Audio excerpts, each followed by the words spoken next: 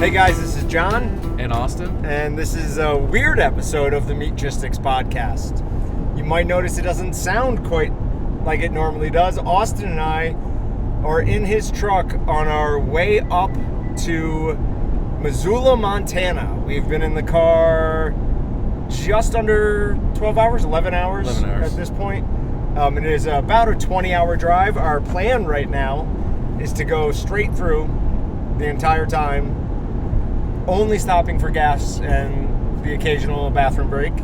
Or the frequent bathroom break. I have to say, after our last podcast, I was really worried we were going to be stopping a lot. You have done very well, sir.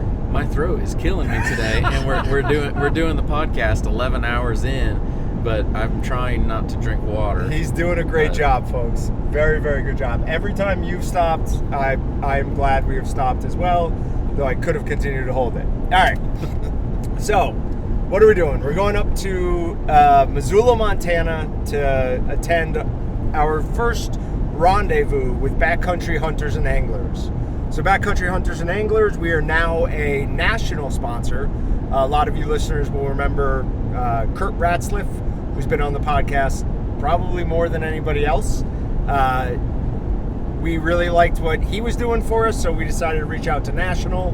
We had a meeting with them, liked what they had to offer, so we are now a national sponsor of Backcountry Hunters and Anglers. This is their big to-do every year.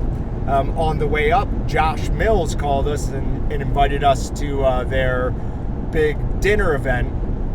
We accepted graciously and very gratefully, and then got an email that said the attire was Western form. Semi-formal Western wear. Semi-formal Western. It was like bring your best pearl snap and bolo tie. And so I saw that and I'm like, John? So I responded immediately saying, we're going to ruin the ambiance, so we're going to back out. And they responded saying, no, don't worry about it. Everybody wears whatever they're comfortable in. So hopefully comfortable means a pair of tennis shoes, jeans, and a Walton's polo, because those are the nicest clothes I brought. Yeah, I have jeans and a polo. I brought like 2 polos and the rest are Walton's or Meatgistics t-shirts. Yeah, even my polos are Walton's polos. That's all I brought. I understand branding. That's why. Yeah. But we've been driving for the last probably 3 or 4 hours through just absolutely beautiful country. We just left Casper, Wyoming, maybe 20 minutes ago. And it is, I don't know if a desolate beauty is a real term, but that's kind of what it feels like. We're in the highlands, and we've got some really pretty, like, they're not even quite mountains, they're more just like big rock formations, which I suppose is what a mountain is. So yeah, basically. But they're not like, mountains as you would normally assume they are. Like scrub brush everywhere, but everything's really green, just alien almost, but in a really pretty way. We did see a cloud that we were pretty sure was like an alien ship or something. No, I went up to the ship. Oh, did you? They paused time, brought me up. Oh, great. I now know all the secrets. Yeah, we've been in the car too long, so don't be surprised if this one continues to get a little bit weird. But this should be a really good time for us. We're looking forward to getting to meet a bunch of the BHA members, some other of the vendors as well. We've brought a giveaway package. We're coming up with a lot, hopefully coming back with less. We're going to try and give it away or give stuff away to people who are there so they can take it with them, so we don't have to schlep it back and then send it out. Canceled. Sorry about that. We are also not technically mic'd up. We're using an area mic for this, so we'll see how it sounds. But you're picking up calls and road noise, all sorts of things. Yeah, I've already had 1 call and 1 text message. We'll see how many come through in the next hour. Yeah, this could be interesting. A couple of things, just Meatgistics wise.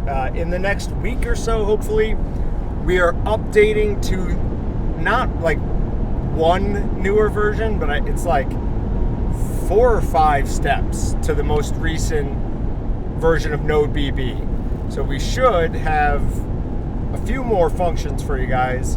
A little bit quicker response time on some stuff. I know loading times a few times recently on Meatgistics have been slight issues for people. So this update should fix that. That's what I noticed in reading through the release notes from the Node BB guys, was that it looked like there was a lot of stability and performance increases. And me personally, I'm a tech guy. I dabble in the programming world, and so stuff like that I get excited for. Front end stuff and stuff you see is always cool, but the back end performance stuff is where I geek out a little bit. So. And I want it to work better, but I don't care how that happens. That doesn't interest me really in the least. You just yell at the screen and go, work. Yes, and then usually it does. What I do care about, though, is it's going to make a couple of things we've been working on actually work on the front end. One of those is a reaction plugin where people will be able to react through icons or emoji type things. And that will tie into reputation, meaning if somebody does an angry face or a frowny face emoji, we have a way now to tie that into that person's reputation. So that would take reputation away. Other positive ones obviously would add to the user's reputation. We can also assign different amounts of reputation depending on what reaction you give. I assume I'm going to see, or you're going to see, a lot of frowny faces on your upcoming posts, as I will be red angry facing you. Wait, on me? Frowny facing you. Why? I don't know. Why? Who else would I do it to? Well, I don't know, but I feel like there's you could do it to Tex. I mean, No. do it to a guy we can harass a little bit with it. There's too many members that have more reputation than I do at this point. Take them down, build me up. You're tearing me down. You're killing me. Is it my job to harass and bother you? Actually, that is true. That is your job. Okay, cool. I'm pretty sure it is in your official job description. I take it very, very seriously. Couple other things that we've got going on. We are closer and closer to having the electric sausage stuffers. So we've got them for pre-order on waltons.com right now, both the 20 and the 30 pound. We got $200 off of the 20 pound and $150 off the 30 pound. Somebody sent in a question through the website asking about why we were saying that you have to use 1.5 liters of water to a 25 pound batch. When we first of all, a long time ago, we recommended 2 liters? 2 quarts, 2 liters, same thing, to a 25 pound batch, and then just got sick of dealing with that. So really, normally I will use 1 liter of water, 25 pound batch. That seems to be the sweet spot for me. That's with the hand crank stuffer if I'm making snack sticks. So we went with a 1.5 liters on this because it was the higher end of what we recommend. The more water you're going to add to your meat block, the easier it is going to be to stuff, especially when we're talking about a small tube like a snack stick. It worked well initially with the first models, but we still weren't totally happy with it. So we had them make some changes, specifically to the control board. When they made that change to the control board, it came off at 1.5 liters with snack sticks, 19 millimeter, faster than I would ever recommend anybody try to run it. Like, it was just coming off ridiculously, ludicrously fast, and it wasn't tripping the motor. So we said, good, great. I never rethought that 1.5 liters of water thing. So somebody sent in a question saying that's twice the amount I add. Can it be used with less? I thought, well, that was stupid not to check if it actually is working well with less. So I went out, bought some pork butts, and I ran 2 batches with the exact same seasoning, exact same no binder, exact same everything. 0.75 liters and 1 liter of water, and it worked well with both of them. Did it work as well as the 1.5 liter? Probably not, but it worked perfectly well. At the 1 liter, it's still coming off way faster than you should be running it, and at the 0.75 liter, it did fine. Like, no problems really at all. I also did ground beef chubs with no water added, obviously, as you wouldn't want to add water to that, and it worked perfectly fine on that. We did bratwursts with a pint of water. That worked great. So yeah, all around, really, really happy with the performance of these. So we have already changed the recommendations on the website. The one thing we're not going to budge on is the binder. If you're going to use a binder while making snack sticks, it's got to be Sure-Gel. Or I can't say that. I can say it cannot be soy protein blend. Soy protein blend sets up in the meat way too stiff, regardless of the amount of water you use. Now, I found that kind of odd until I was talking to your father one day, and he mentioned that we've talked about this. We talked about this on the last podcast. Sorry. So yeah, same thing. Only use do not use soy protein blend. Only use Sure-Gel. The Walton's One Shot is also on the Waltons.com for pre-order. That is just the regular price though, so order that whenever you want. I have a feeling that once people get their hands on it, and once we get our videos out there on it, people are going to snatch those up, and we're only bringing in a limited amount. So if it is something you're interested in, I fully endorse that product. It is awesome, and we're only bringing in a certain number of them, at least initially. Jon has been as giddy as a little schoolgirl about this. Well, okay, I didn't want it. I did not want it. Oh no, I'm in the same boat too. I didn't want it either because I didn't think it would work, and I don't understand the physics behind it and how it actually does work, because to me it doesn't make sense that it works, but it does, and it works really well. It works beautifully. We both were not non-believers, Nope. and now we drank the Kool-Aid. In fact, the first thing they sent us, we're like, no, we don't like it, because they sent a whole new grinder and a whole new grinder hookup. Like the head they sent to us initially wouldn't have hooked up to our old grinders. We just started carrying these grinders. Would not have been right to be like, well, here's the new model that doesn't work with the old model. Yeah. And B, it didn't work that well. Do you remember watching it? It kind of mushed. I'm like, I don't like that. That doesn't work well. Some of it could be the differences that we put into the grinders we have now. That's what I keep coming back to, is the RPMs we had them change. It's gotta be that. Yeah, the RPMs and the gearing could make all the difference there. But we also do have a competitors that our manufacturer encouraged us to buy. We think they encouraged us to buy it to make us stop asking for things. They're like, look, it already works better than this brand that sells a ton of them. You know, be happy. We weren't, so we made a few more final changes to it, but think it's going to work great. Very, very excited for it. So both of those are available at Waltons.com for pre-order right now. Cool. Okay. Yeah, I don't really know what else to talk about. We're not going to have Meat Matters. We could pull up Meatgistics and see if Tex has posted anything for us to steal, And then just not give him credit. Yeah. I think he's actually getting a little mad at that. We'll either cut or not cut this part out, depending on how this goes. I do have one thing I want to talk about a bunch, because it keeps coming up, and it seems to be just like, regardless of what I'm doing, I keep hearing about it. And that is possible upcoming food shortages are really making me nervous. I don't know how much you've been paying attention or hearing about it, but there's a baby formula. So I know about that one because we've got a 5-month-old. We don't formula feed, but when that's our daughter. Our son, he's a little over 3 now. When he was younger, we quit breastfeeding him. I say we, my wife. My wife quit breastfeeding him when he was like 10 or 11 months old, because she had to have a surgery, and then the medicine coming off of that, she couldn't breastfeed, and then she got sick, and it was this whole deal that we went too long, and it was just like, nope, we're done.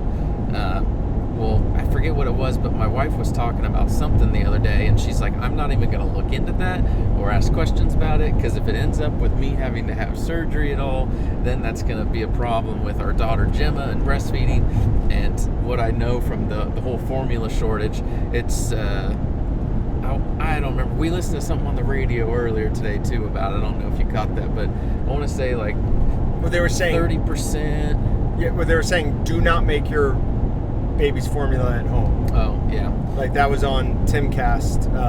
His producer used to be a nurse, I think, in the NICU ward, and that was one of their major concerns. So I have seen a bunch of things like warning people, hey, do not make your own. Is that that's not a deer, that's a pronghorn. Pronghorn, yeah. Pretty sure we are in the area for it, right? Yeah. Oh, hey, there's literally one right there. Wow. I was right on the edge of the road. Yeah, I saw him. So we are driving through a few pronghorn at least. Kurt Ratzliff will be very jealous. Actually, I'm sure he's seen it. Is he coming up? Yeah. Okay. Yeah, he's already up here. Oh, he's already here? Sweet. Yeah, he and his wife decided to make a trip out of it. So, cool. All right. So we've got a couple of stories from Tex. Raise average wages in meatpacking industry to attract new workers. So this ties into something. I can't remember if it was when I was talking to Rebecca Thistlethwaite. One of the things that she's big on pushing is trying to get meat processors to understand that they're not just competing against each other anymore. They're competing against companies like Amazon, other places that are bringing people in at a higher wage. So to be able to do that, they're going to have to start raising their starting wage. We're facing that as well. We have 1, 2, 3, 4, 5, 6. We have like 6 job openings right now. Yeah. One is a brand new position. One is technically filled. That guy is supposed to start when we get back from Rendezvous here, but so that's filled. One is a new position. The others are positions we just have to fill, and it's hard. We don't see the same number of applicants as we used to. The world out there is just a hard place to attract new workers right now. So it goes for, I think, everybody in every industry, but it's not just wages, but it's everything. Wages is a big part of why people work at a place. I mean, you have to make money to eat and feed your family, but I think as the time goes on, we're not going to see much of a slowdown from like this current progression of workforce and wage issues that are kind of going on. I think the way that the whole economy is heading right now, but we'll see. So wait, you think that wages are going to continue to have to rise? Yeah, because of inflation stuff. I mean, we've been talking about that on the podcast, and prices of meat and food, and so if inflation keeps going up, wages have to keep going up. But don't you think at some point, if things get bad enough, people will just be desperate for a job? Maybe. So I mean, unfortunately, the cure to inflation is a crashed economy. Yeah. So I don't know. Whatever. I'm not someone that should be speaking on that. We're not economists. We're definitely not economists. This says the national average meatpacking wage is approximately $15 an hour. There's a study, and this is why Rebecca Thistlethwaite was talking about it, because it's at Washington State University. The study pointed out the average wage was $22.77, what it should be to get them there, to where they need to be. Wow. That is a significant jump. It says that they're demanding workers are demanding a $2.87 premium to consider a meatpacking job. Why? Because it's so cold in there? That's a plus from my side. It's not a bad call. Do people look negatively at working with animal carcasses, maybe? I don't know why. Maybe. I mean, it's just not your it's not an easygoing desk job, especially after COVID, and so many people used to working from home and having a home office. But if you have to go out, you're in a different environment, it's cold, you're doing something, you don't just get to sit at a home office. I mean, people have other options. Yeah, I guess I would far rather do that than answer phones all day. You're not the average American, though. That's right. I am not. You're far from average. Yes. Better than average is what Austin said. So another one is from Successful Farming. Again, we're just going to completely rely on text today. It says, Packers, we're not to blame for high meat prices. It says, the chief executives of the nation's 4 largest meatpacking companies said on Wednesday that they're not the cause of surging meat prices, which are up 15% a year. And they told a skeptical House Agriculture Chairman David Scott there was no pact to drive up profits at the expense of consumers. Oh, well, that settles it then. Thank God. Thank God the 4 biggest companies that control 85% of the beef in this country have just assured us that they're not the reason for high prices. Yeah. Wow, look at this. We're in a gorgeous section right now. We just came over a little ridge, and you've got, I don't even know what you would call that rock formation. Like tight valleys, I guess? I don't know. All over to the right with beef grazing on it. It's like little mini mountains. Yes. It's cool. Be a great place to take an ATV and just run over the top. There are more pronghorn right down there. It also would be a great place to see a grizzly bear, because it's far away and it's wide open. Oh. We could get away easily. I saw a bear live in person a couple days ago. At the zoo? Yeah, it was okay. I was gonna see if I could trip you up for a second. Did you see the grizzly bear or the black bear? I think it was a grizzly. It was brown. That grizzly bear or brown bear, whatever, hides from me every time I go. Really? He won't come out. I see him literally every time I go. It is the only thing I want to see there. And every time, that's not true. It's a pretty cool zoo, but I never get to see it. Always annoys me. We have a ridiculous sized machete. Once we get closer to the mountains, I will take that out of Austin's Ram box and have that hanging out the window just in case. Have to make sure that we don't get attacked. Can you share with us your battle cry? No, I don't want to get made fun of too much. I already opened myself up to enough of that. But of course, through this, it seems like Congress is running them through the pointless hearings thing where nothing ever happens and no changes will be made. Did we get a response back from our next potential podcast guest? Yes. Yes. And now I can't remember his name. Mark Bowman from the Ranchers Defense Legal Fund. Oh, I might have butchered your name. I'm sorry. But yes, he is looking forward to being on the podcast. We're looking at a date right now.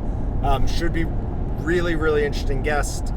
We've talked about him and his work and his organization a few times on the podcast, so it'll be good to have him in to further explain what they're doing, why they're doing it, what they see happening on their end. So we're looking forward to that. We also have the Wing It guy coming on at some point when we get back. Cool. Bill Bullard. Bill Bullard. What did I say? Mark Bowman? Yeah. I was in the vicinity. Samsonite. I was way off. Austin's in the movie quoting phase of delirium from driving too long. Pea protein market worth $1.14 billion by 2029. Now, this is something I can speak to a decent amount because my wife was a vegetarian for a long time, from when I met her till just a couple of years ago. And when she got into working out more, she was looking for a protein that she could take and still stay vegetarian. So I've tried all sorts of pea proteins just out of curiosity. They're all vile. Really? Even to today. She got a new one the other day she's like, oh, this is really good. She's like, it's pumpkin spice, so you might not like it. I'm like, I don't care about that flavor. I'm fine. I still can taste that. It was so bad. I have no idea how she was drinking it and enjoying it. It tasted absolutely horrible. It's probably one of those things that you get used to. Like, to me, like, it would be, I eat a lot of like dairy stuff, eat a lot of like sour cream, or if it's cottage cheese, or anything, honestly, anything in the dairy world. It can be like regular, low fat, or like no fat.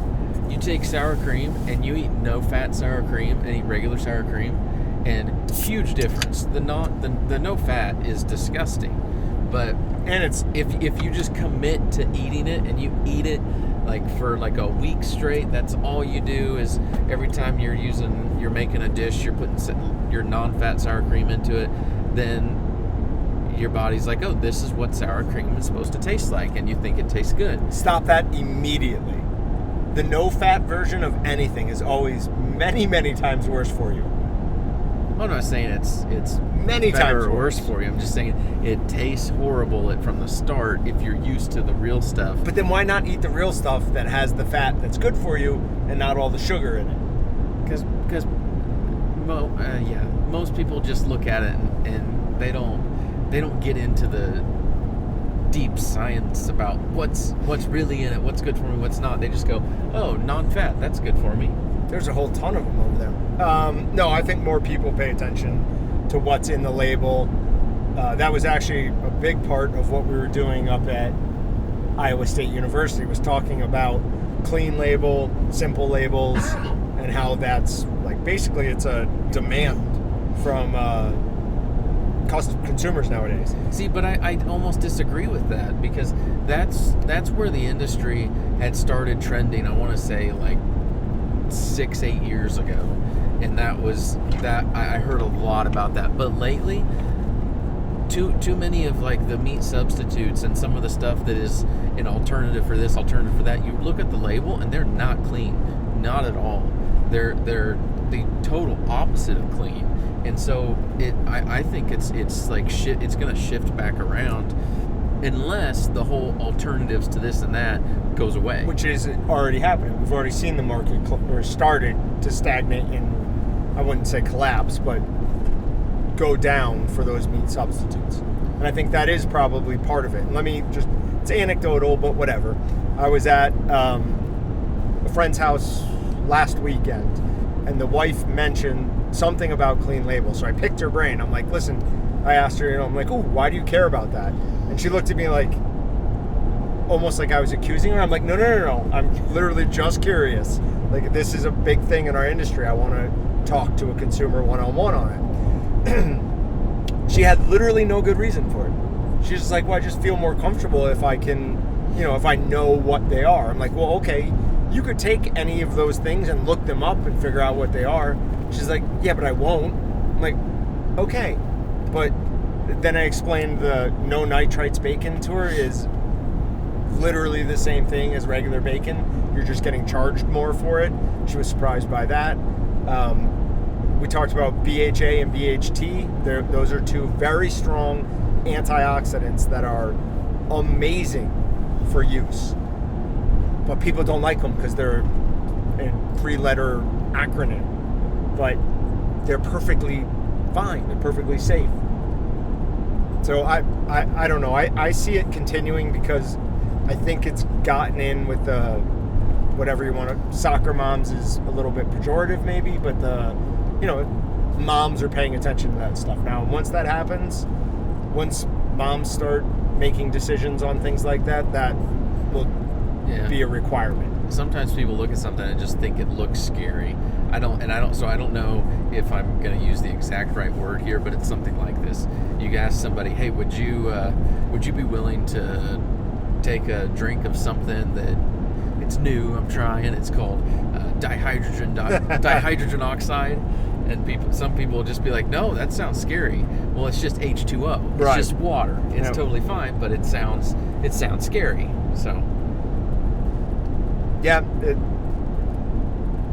the one I always heard was like, this material is in almost everything you drink, everything you eat. It rusts metal, and like when it comes in contact with metal, it rusts it. And one other scary thing, everyone's like, "Oh my God!" I'm like, yeah, it's water. So, Yeah. don't take things quite so seriously. This is one that. So a couple months ago, we talked about the avian flu being in the American poultry population.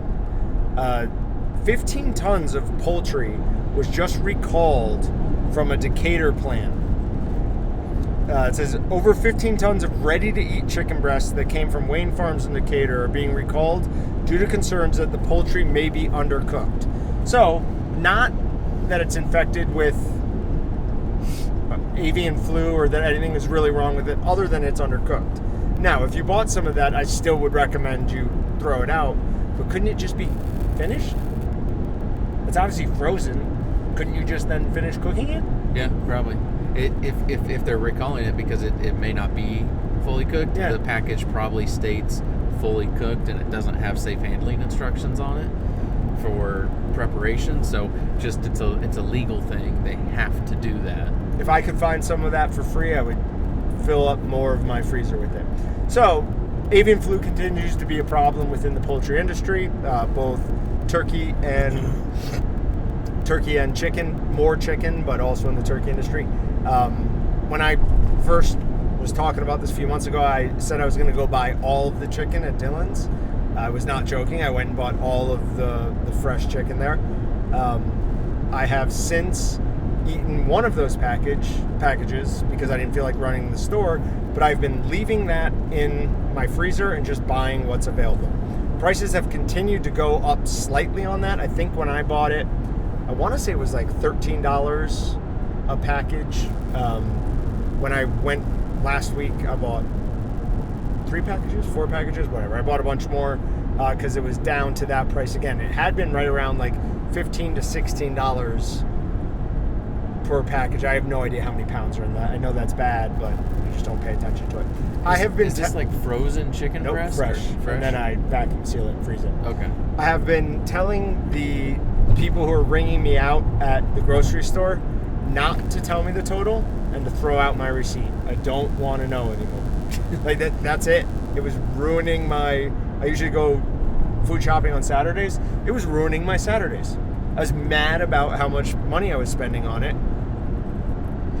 Eventually I was just like, no, I don't want to know. Now the one lady knows me. She's like, and don't tell you? I'm like, yes, don't tell me. I had 2 moments like that recently. It wasn't for food shopping, but one, I don't remember what I was buying. I had to buy clothes. Well, I didn't have to. My wife wanted me to buy clothes. We had something coming up I needed nice clothes for, and to be honest, I don't have a lot of nice clothes. Sure. I don't like buying new clothes. Yeah. And so went to the store, picked out a couple things, got to the checkout. They told me the total, and I about passed out. Like big old pit in my stomach. I'm like, you're kidding me. I'm paying that for this? Yep. Like, I have one nice Hugo Boss dress shirt that somebody gave to me because it didn't fit their fiance or something, and then I have one nice pair of pants. Everything else is jeans, t-shirts, and hoodies. I'm a very basic person, and polos. My nice clothes I bought too. Yeah. They weren't like khakis or slacks. It was just a pair of khaki jeans. Khaki? What are khaki jeans? I'll have to show you. I brought a pair. It's in my suitcase. Okay. Actually, I think it's the pair I bought. But khaki jeans will probably be the name of this episode. Another thing from Text. Thanks for doing our work for us. R2D Chew says a robot chef imitates human eating process to create tastier food. That's actually very frightening. That scares me. Why? I won't let lane assist be on when I'm driving. You think I'm going to let a robot tell me what I want my food to be like? We have a 20-hour drive. My truck has lane assist and adaptive cruise, and John won't use either. I'm not letting a machine. He doesn't trust anything with technology. I refuse to let a machine make my decisions for me. I will determine whether I want to hit that car I will determine if I want to drive off the road. No, the lane assist one is the big one. The other one I just didn't do because I don't want to. But the lane assist one, like, it fights me when I want to change lanes or, like, exit or get on the highway. If you use a turn signal, it turns off. So if you just drive properly, you'd be okay. There's no reason to use turn signals if no one's around. Most of this drive has been with nobody in the vicinity. It has been a very quiet drive. Very easy drive. So, ooh. That's a rather large mountain. Oh, yeah. I was going to say, we should start getting back into big mountains here soon. What's at the base of it? Are those clouds? No. I don't know. It looks like there are clouds underneath this mountain. It's not that tall. But there's something at the base of the mountain. I don't know. It's too hard to see. Yeah. Oh, it really might just be the pasture land going up to it. That is what it is. Clouds would have been cooler. All right, so a robot chef designed by researchers at Cambridge University has been trained to taste a dish's saltiness and the myriad of ingredients at different stages of chewing, a process imitating that of humans. It's a step above current electronic testing that only provides a snapshot of the food's salinity. I now agree with you, and I don't like this, because if it's going to test the saltiness, I guarantee it's not going to get it right, and it's not going to put enough salt in. That's fair. That's fair. Unless you can calibrate the robot to your personal preference. More salt. 300% of the normal person. Oh, God. I'm good. That is insane. Did you get to try? Yeah, you did try the Dr. Pepper ribs with your firecracker rub. Yeah. Not that good. Not that good. I'm surprised that you like firecracker rub as much as you do. Why? Well, because it's not very salty. Well, I know. That's like the beauty of it, is because then you can use more and make it salty, but then you just have an insane amount of flavor to it. Like, I'm not... Gotcha. I like flavor in general. Salt is just kind of how you get there, because salt enhances flavor. But if you can add a bunch of flavor to it and still increase your salt, and you just get both, intense flavor, intense salt, then that's ideal. So salt really is kind of like a magic ingredient. It does a little bit of everything. Oh yeah. I mean, it helps the drying process, helps taste, helps protein extraction. Okay, so it does those three things. So water retention, binding. Binding through protein extraction. Yeah. Taste. Those, I think, are the big ones. But those are three rather large ones.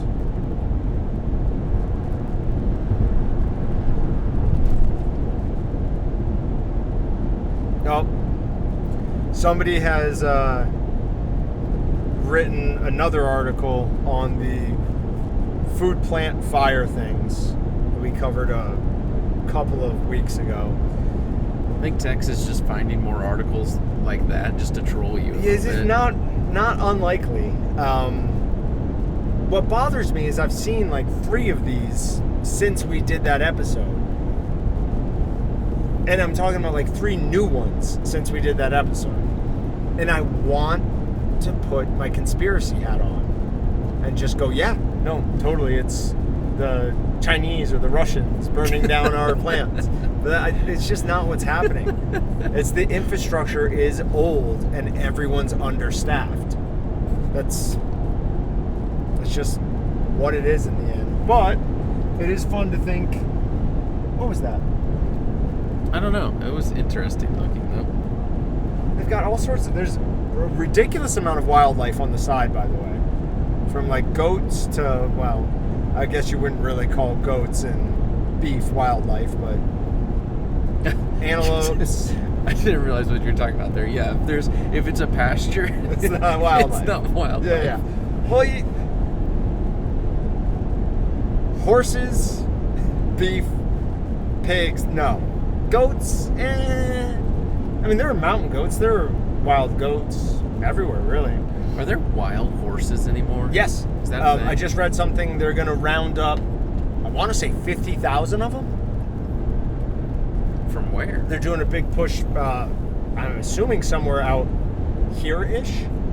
there's a, it's not a herd, but there are herds containing, I think, up to 50,000 that they're going to try and round up because they're destroying, who knows, the nesting of the ground dove or something like that. So they have to be removed.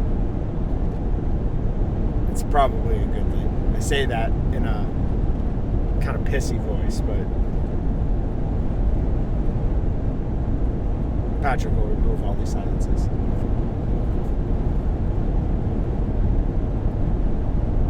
All right, so there's a fire at a Purdue Farms soybean facility on Saturday.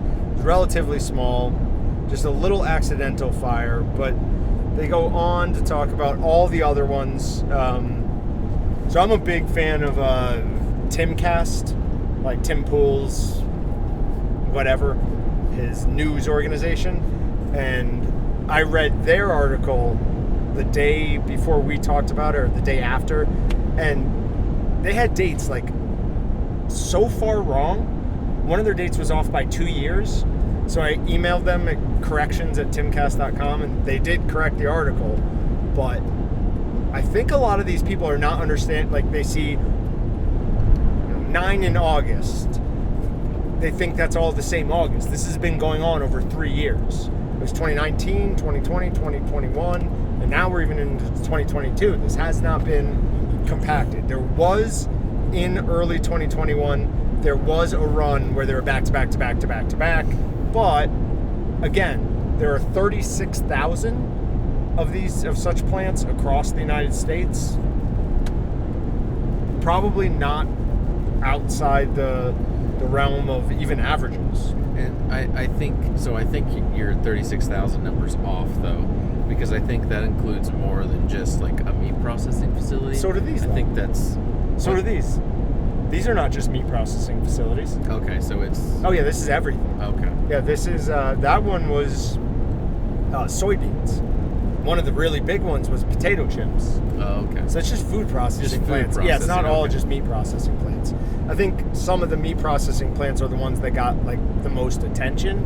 So people were saying meat processing plants initially, but when you looked into it at all, it's like, that's not meat. That's not meat. So. Gotcha. Why this chicken coop was built on wheels. Purdue's solar-powered chicken coop rolls, and we're really bad internet here, so.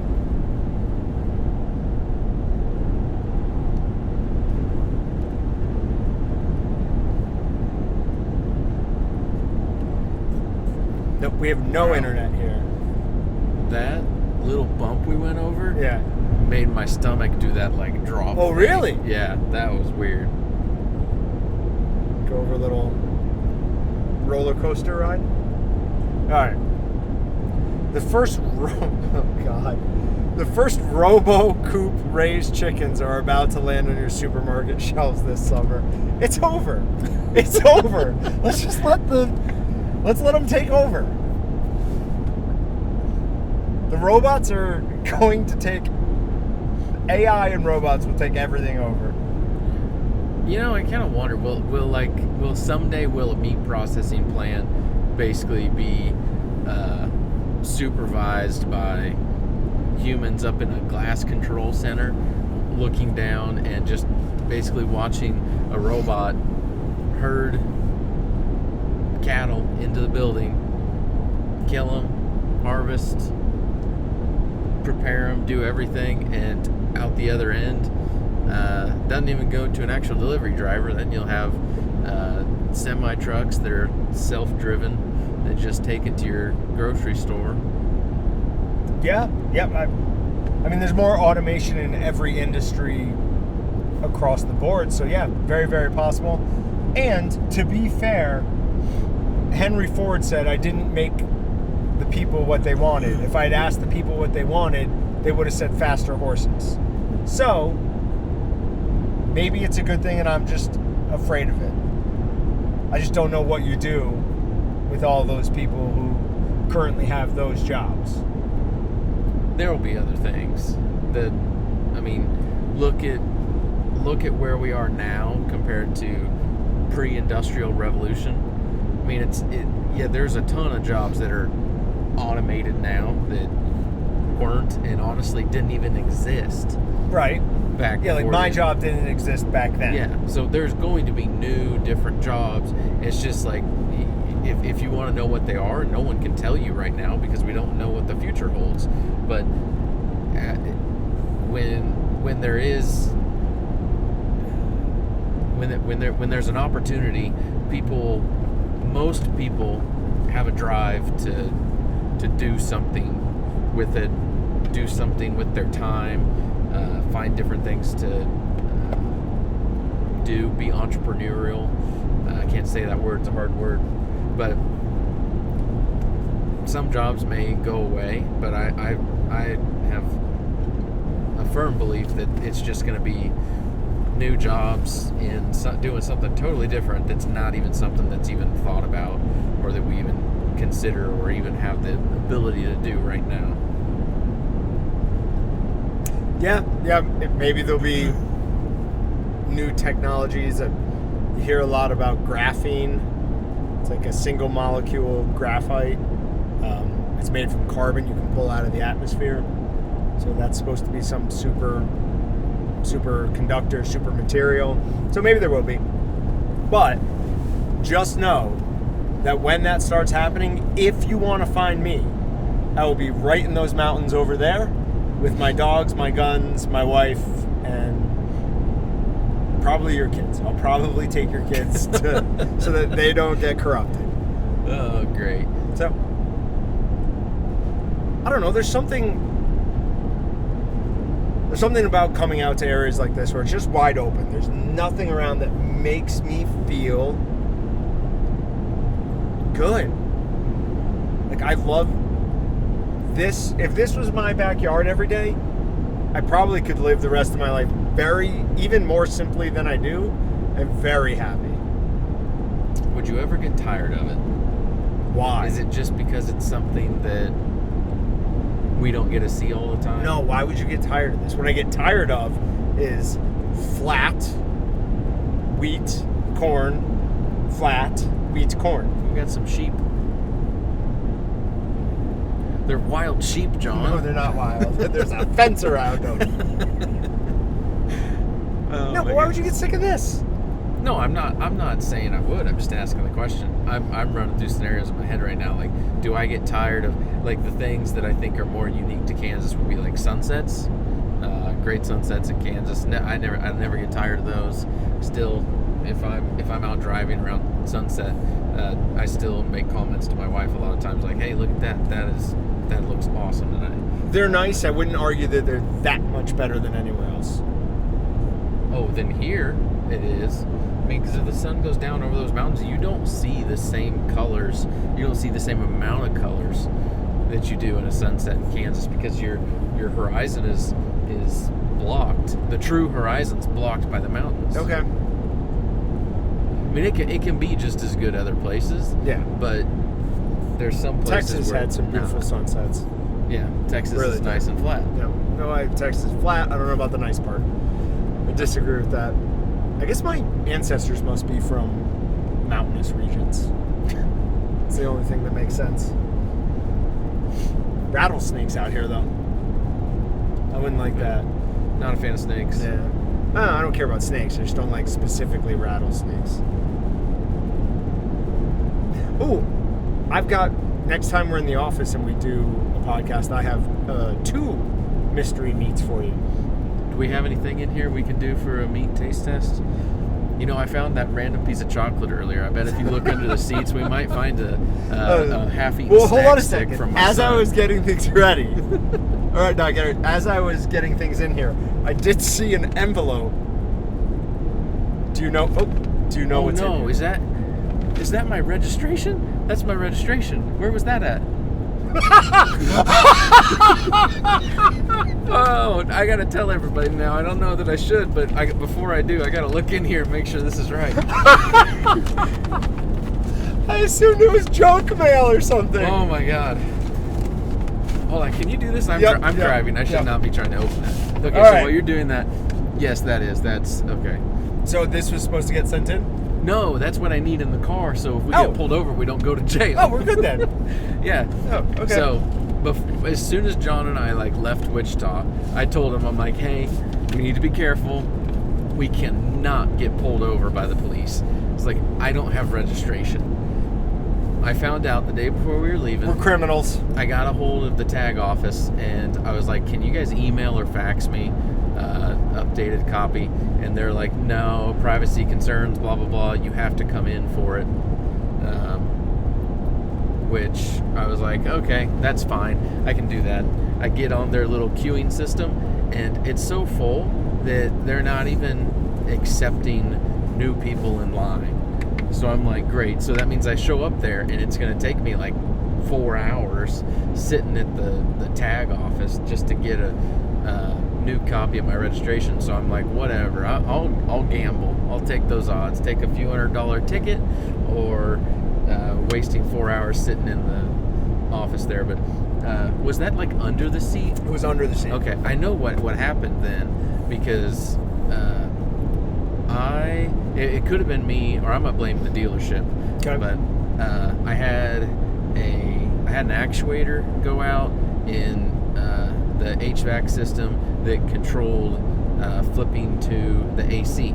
I could get heater and nothing, blah air, yeah, but no AC. And so I took apart, literally had half the dash apart, trying to get into this actuator. And by the time, because I could never find anything online on where it was, so by the time I found it, I was like, nope, I'm not going any further. I had to actually dig into the HVAC box, and I'm like, I'm not doing that.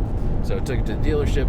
I think when they had it all out, they had you have to disassemble both glove box entirely. Okay. So I think they probably just dropped it, lost it under the seat. But that was good timing. As I got in, I saw it down there. I was like, oh, whatever, an envelope. Didn't even think about it. You said under the seat, chocolate, I thought of that. So we're not criminals. We're not criminals. Ah, that's disappointing. That would have been the first illegal thing I've done in a long time. That's not true. I was gonna say, if you think that's true, I'm gonna start paying attention. Definitely I guarantee, not true. give me 2 hours, right. and I'll find you doing something illegal. That's definitely not true. All right, so we're gonna upload this to Patrick. Do you have anything else you want to talk about? I can't think of anything else. No. Yeah. So we're gonna upload this to Patrick when we get to the hotel tonight. Hopefully he'll release this to you. Hopefully it is recorded. Second, hopefully he can get this uploaded so you guys can listen to it on Friday. We'll record another one on the way back when we've had a little bit more, we'll have more to talk about because we'll be coming back from Rendezvous. We might be recording at 2 in the morning because we're going to leave at 5 o'clock at night. So yeah, and since we're making it all the way and we've already made the decision, sorry to my wife if she ever listens to this, we are going straight through. She very strongly urged against that, but I don't listen all that well. We've only got 6 hours left at this point. Not bad. It's really not. It's really not bad at all. I think part of it is this truck is so comfortable. The seats are huge. You got plenty of leg room. It does not ride like a truck. It has lane assist and adaptive cruise. Terrible things. Terrible things. We'll get those removed before next time. I'm impressed that you removed all of this. Oh yeah, I had without taking it to the dealership. The whole front screen, all the glove boxes. Do you have a picture of you doing that? No. I would have taken a picture of it. Yeah. It took me a lot longer than it should have because my son wanted to help, and he's 3 years old, and it doesn't go well when you have a 3-year-old trying to help you at that. I can imagine. The best he could do was have him hold a flashlight, and then every 2 seconds I'm like, no, over here. No, over here. Did you ever have to raise your voice at him? No, I said over here for the flashlight. No. I brought 2 flashlights because when he just stops paying attention, I get out the other flashlight. When he goes and does something else, as children will inevitably get bored. All right. Well, that's it. We'll have next week's will be the return from. Hopefully, we'll be a little bit better prepared, and it'll go smoother than this one. We'll read Tex's articles before. So thanks, Tex, for the help. Appreciate it, guys. See you guys next time. Thanks for checking out the Meatgistics podcast. To To shop everything but the meat, head on over to waltonsinc.com. And to get your meat processing questions answered by experts and enthusiasts alike, head on over to our online community at Meatgistics.com. Walton's, everything but the meat.